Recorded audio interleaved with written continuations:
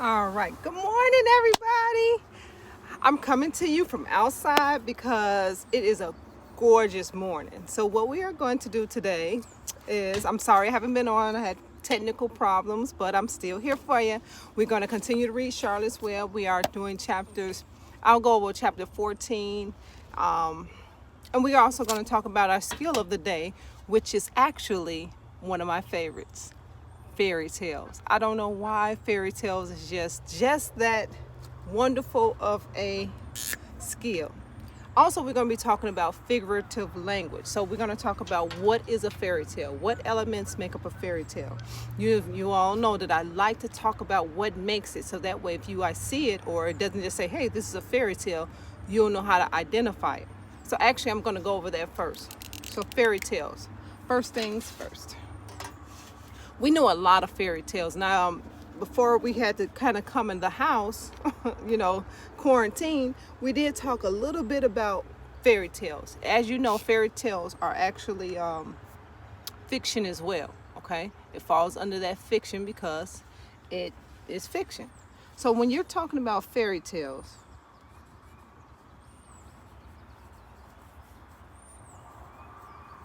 you're talking about, first of all, the elements. Okay, let me just talk about it. Number one, it begins with once upon a time. Not all fairy tales, but some of the more classic fairy tales. Rapunzel, Cinderella,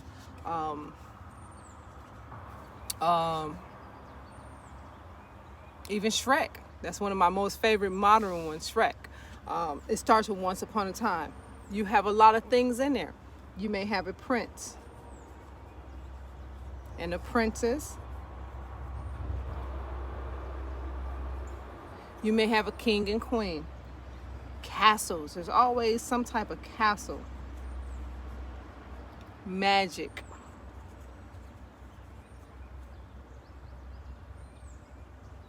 Every time I used to say this, Jeremiah used to laugh, and you didn't think I knew you would laugh, but you might find love. Okay? You do find love in a fairy tale. So let's go over the first things. First 5 elements of a fairy tale. Okay? You have once upon a time. You have a prince and princess. You have castles. You have magic. And you have love. Okay?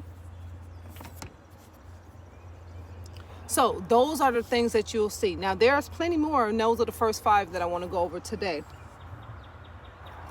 Well, we can go over more than 5. Let's go over some more. You might find some type, I said magic, you might find some type of fairy godmother. Or some type of wizard.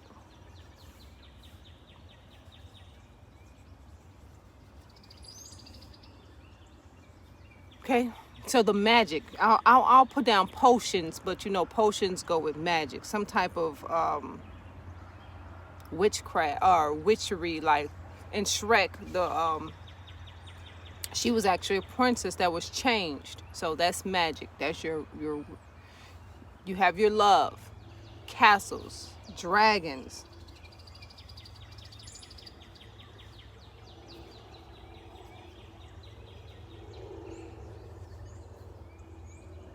You have your and finally you have your once upon a time. Oh, I meant happily ever after. We did once upon a time.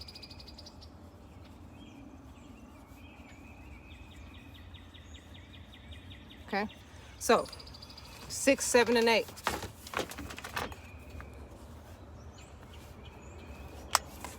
You have your fairy godmother or your wizard. You have your dragons. You have your happily ever after. Now, we have talked about that. Let's talk about the actual type of fairy tales. What do we know? Now, this is where this week's challenge comes in. If you can name, let's see first. I'm going to see first because I'm actually going to give you some. So the first fairy tale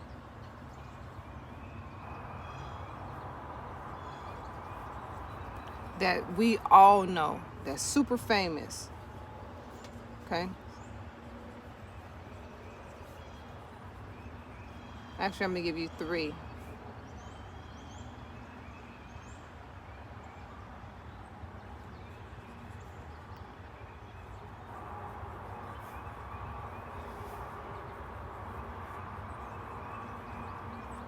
All right.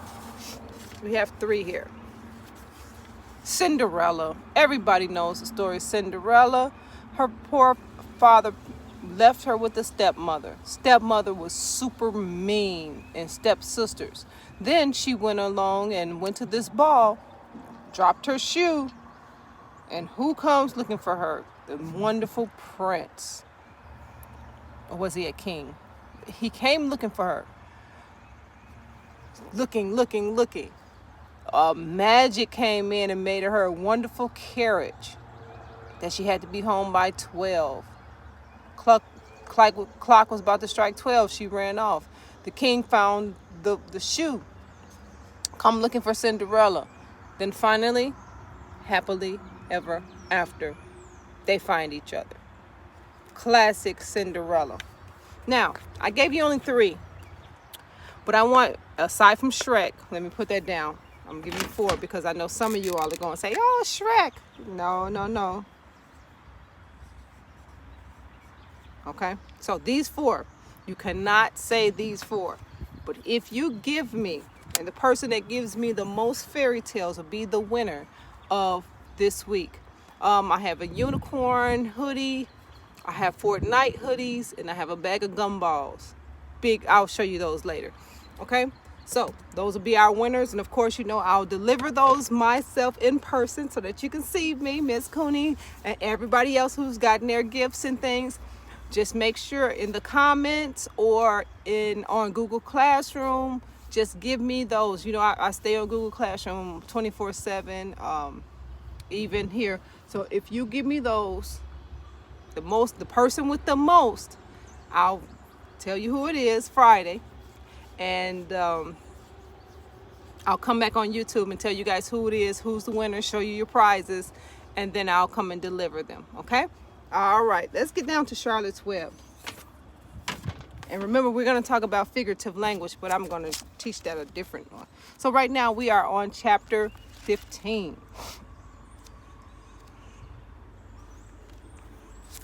Chapter 15. Oh, I said I was going to read chapter 14. Let's see. So far we know that Charlotte is actually going out and she's trying to save Wilbur. She's writing all these wonderful webs about how perfect he is and how perfect and terrific and wonderful pig. She's trying to save him because, as we all know, that the arable sold the pig to Fern's uncle, and the uncle was eventually going to eat Wilbur. So when Wilbur found out, he went crazy, and now Charlotte is attempting to help him. So here we go. Chapter 14. The next day was Saturday. Fern stood at the kitchen sink drying the breakfast dishes with her mother as her mother washed him. Mrs. Arable worked silently. She hoped Fern would go out and play with the other children instead of heading to the Zuckerman's barn to sit and watch the animals. Charlotte is the best storyteller I ever heard, said Fern, poking her dish towel into a cereal bowl. Fern said her mother sternly, "You must stop inventing things. You know spiders don't tell stories. Spiders can't talk." "Charlotte can," said Fern. "Fern, she doesn't talk very loud, but she talks." "What kind of stories does she tell?" asked Miss Arable. "Well," began Fern, "she told us a story about a cousin of hers who caught a fish in her web. Don't you think that's fascinating? Fern, dear, how would a fish get into a spider's web?" said Mrs. Arable. "You know it couldn't happen. You're making things up." Poor Fern. "Oh, it happened all right," said Fern. "Charlotte's never fibs. This cousin of hers built a web across a stream. One day she was hanging around the web and a tiny fish leaped into the air and got tangled into her web. The fish was caught by one fin. Mother, its tail was wildly thrashing and shining in the sun. Can't you just see the web sagging dangerously under the weight of the fish? Charlotte's cousin kept slipping in, dodging in and out, and she was beaten mercilessly over the head by the wilding, thrashing fish, dancing in and out, throwing. Fern, snapped her mother. Stop it. Stop inventing these wild tales. I'm not inventing, said Fern. I'm just telling you the facts. What finally happened? Asked her mother, whose curiosity began to get the better of her. Charlotte's cousin won. She wrapped the fish up, then ate it when she got good and ready. Spiders have to eat the same as the rest of us. Yes, I suppose they do, said Mrs. Arable vaguely. Charlotte has another cousin who is a balloonist. She stands on her head, lets out a lot of line, and carried aloft in the wind. Mother, wouldn't you simply love to do that? Yes, now that you think of it. Mrs. Arable. But Fern, darling, I wish you would go out and play outdoors instead of going to Uncle Homer's barn. Find some of your playmates and do something nice outdoors. You're spending too much time in that barn. It isn't good for you to be alone so much. Alone, said Fern? Alone?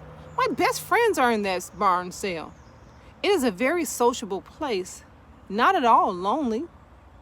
Fern disappeared after a while, walking down towards Zuckerman's. Her mother dusted the sitting room, and she worked.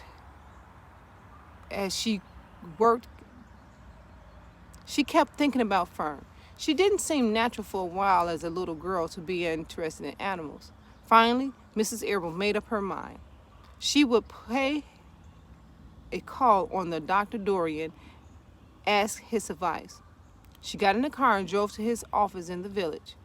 Dr. Dorian had a thick beard.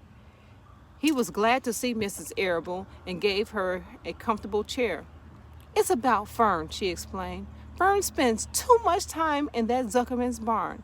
It doesn't seem normal. She sits on the milk stool in the corner of the barn cellar near the pig pen and watches these animals hour after hour. She just sits and listens. Dr. Dorian leaned back and closed his eyes. How enchanting, he said. It must be really nice and quiet down there. Homer has some sheep, hasn't he? Yes, he has, Mrs. Arable said. But it all started with that pig. We let Fern raise on a bottle. She calls him Wilbur. Homer bought the pig, and ever since it left our place, Fern's been going down there to her uncle to be near it. I've been hearing things about that pig, said Dr. Dorian, opening his eyes. They say that's quite a pig. Have you heard about the words that appeared in the spider web? Asked Mrs. Arable nervously. Yes, replied the doctor. Yes. Do you understand it? Asked Mrs. Arable. In a spider's web? Writing? Oh no, said Dr. Dorian. I don't understand it. But for a matter, I don't understand how a spider learned to spin a web in the first place. When the words appeared, everyone said that they were a miracle, but nobody pointed out the web itself is a miracle. What's miraculous about a spider's web? Said Mrs. Arable.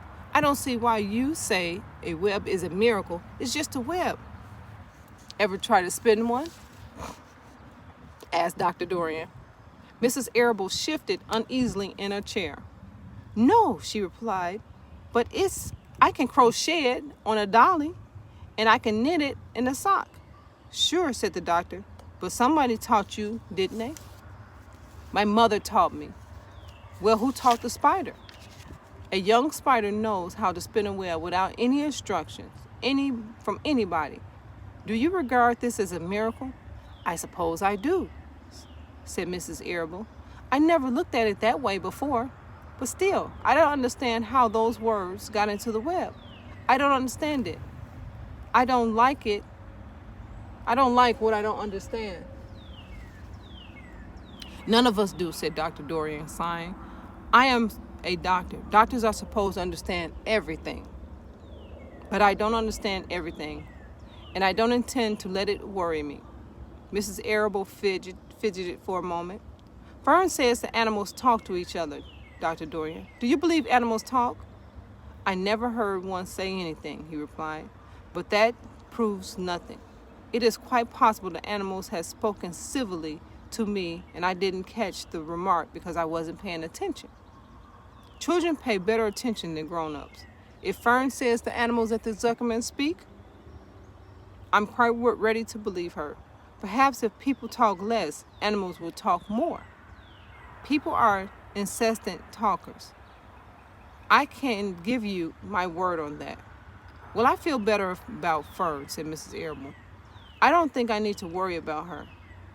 Doctor, does she look well? Asked the doctor. Oh, yes. Appetite good, and she's always hungry, sleeps well at night. Oh, yes, they don't worry, said the doctor.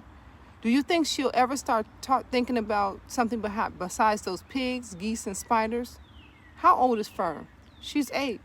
Well, said Dr. Dorian, I think she always loved animals, but I doubt that she'll spend her entire life in a home or cellar barn.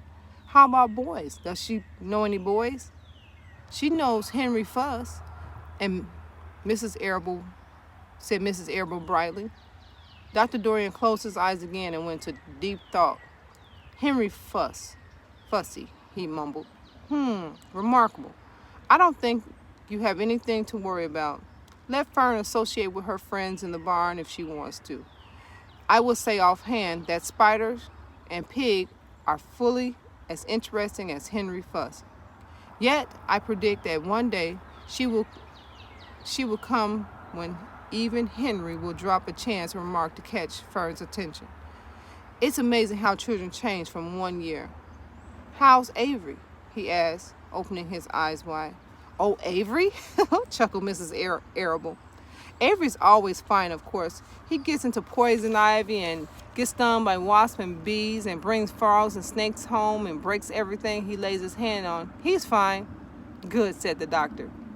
Mrs. Arable said goodbye and thanked Dr. Dorian very much for his advice. She felt greatly relieved. This poor mom is running around thinking that something is wrong with Fern because she claims she can talk to these animals. But as we have read in the past, the animals are actually talking to each other. So I don't think Fern is as crazy as her mom thinks. Again, that's it for today. We will actually resume tomorrow. I have a couple more videos I need to put up. I have some challenges. I apologize. My computer and internet has been crazy with this rain. I live in an area. If it rains or the wind blows too hard, my internet goes down. I found out. So if there's any questions, if there's anything else you want to talk about, in the comments, I'm here for you every day. Talk to you later. Peace.